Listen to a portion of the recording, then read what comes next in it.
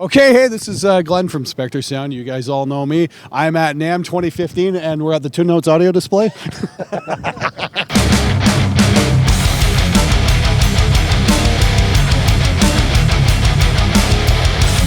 No, we're just hanging outside with Guillaume from Two Notes. It's a little less quiet in here. Unfortunately, the Two Notes booth is like next to 10,000 of the dumbest people you've ever seen. They're called drummers.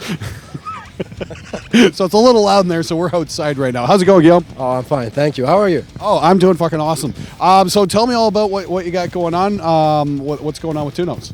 So this year at NAAM, we will show the new Torpedo Studio that we released just before Christmas.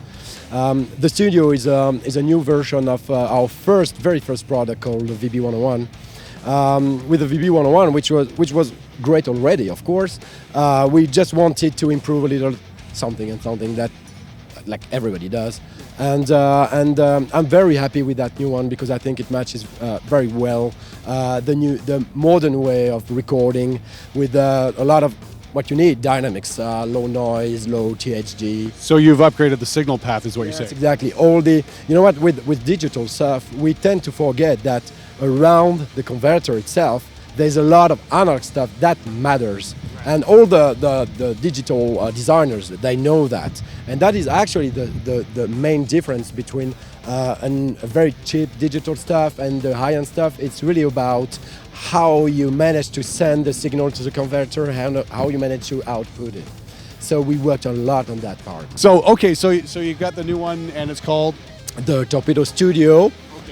So it's a big. You've upgraded the analog signal chain on that big time now. Exactly, and a few other new features like it's stereo now, stereo dual mono, so you can mix two different cabinets, two different microphones, or maybe the same cabinet with two kind of microphones. And you can do that live right in the hardware. Oh yeah, absolutely. Okay, so you don't actually have to use wall of sound. Then you can do two cabs, just completely independent of wall of sound. No, not at all. The unit is standalone. Of course, we have the Torpedo remote that you can use through USB control, but the unit itself, you can bring it on stage. Just power it up, and you're good to go. So you can do two cabs live on stage. That's pretty fucking awesome. Yeah, because I got to say, as you guys have seen, from my wall of sound demo and whatnot, that's an extremely capable program. So you're actually being able to bring that onto the stage. Just hopefully you can find a sound man who actually understands how to hook up a direct fucking connection.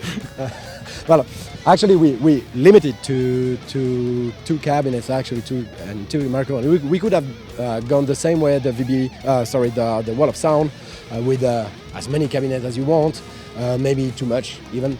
But my way to work with the hardware product is really to think to help actually the musician or the sound engineer just to use what's essential. And in most situations, that's a cattle prod, right? But actually, I think it's all about user experience. And at some point, if you need 10,000 million combinations, you would get tired of the thing. I'm using wall of sound in the studio. I think the most I've ever gone is I try to get around this damn wind. Hopefully this isn't getting picked up too much. Yeah, let's go outside where it's windy. Good idea. I didn't bring a windscreen. But anyway, I think the most I've ever used with wall sound is maybe 4 mics tops, and that's like, close mic, maybe a blend, and then a couple of different room mics, and then you combine those, you get some pretty cool effects. But yeah, live you want to keep it fairly simple. The fact that you can still blend 2 mics is really cool and get it dialed in exactly how you want, and you're not stuck relying on the sound man. You're just praying he can actually comprehend direct input. Okay. Well, you want to have me saying anything bad about sound engineering and everything? Okay, yeah, I will. It's like, our friend Jamie's off the screen here, and he's the inspiration for those things. The first half of his band ever playing would be his ass facing the audience trying to explain to the sound man how to hook his fucking Axe effects up.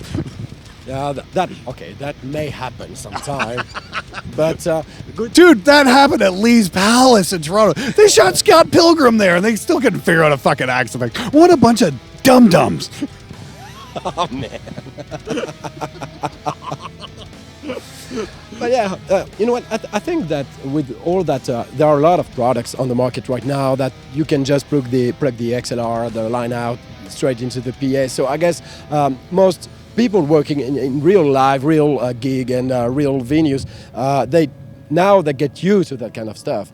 I think we could say that maybe the guitar and bass market is a little more conservative about the way you should work.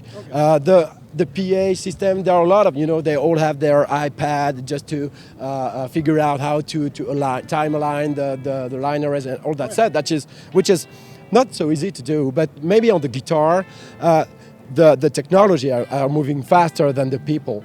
So we have to think about that when we design the interface. For example, I worked a lot on the window you have and the microphone moving, because it has to be okay. I get it. Yeah. So how did you manage to figure out how to move the virtual mic?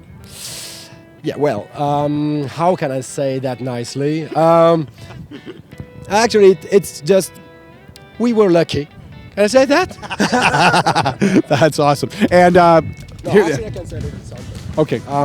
We entirely reworked that part. We didn't communicate a lot on that, but on the last update on the VB11 and all the product, and actually the Wall of Sun too, we reworked that part because, moving the microphone, it's what we call IR synthesis.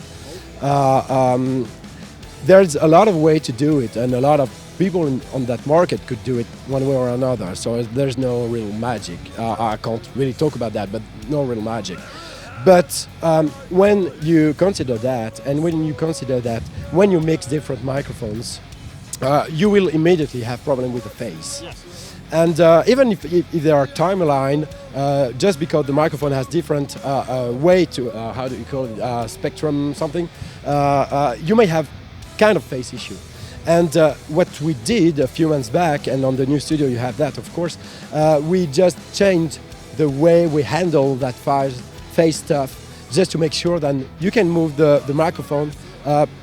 You don't have even to think about it, and you may not have noticed it, but it's always time and phase aligned. Oh, I absolutely noticed it. I started moving stuff around. I'm like, wow, this is all in phase. That's really fucking cool. So the other question I have is, are we ever going to get to change the angle of the mic?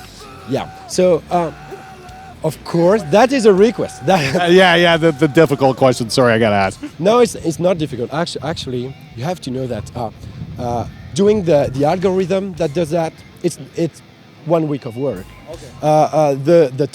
The toughest part, really, when you develop audio product, especially when they have a computer interface, is to change all the interface to make them work, to debug everything, and even have that tiny thing like tilting the microphone, if I can say that, just changing the angle, and it looks like it's nothing. But I know it's 6 months of work just to make sure everything works, and people, because that will screw with the preset. Then we have to understand that their old preset won't work because of, and now shit begins. And actually that's my job, taking care of that kind of details. And I want to go that way at some point. But it's kind of like reinstalling Windows, It's like, you got to do it eventually, but it's just so fucking painful. Or using Vista. Yeah. All right, so that's it for Two Notes for Guillaume. Thanks so much for coming out, man. And have a great show, man. Thank you. You too. Have fun.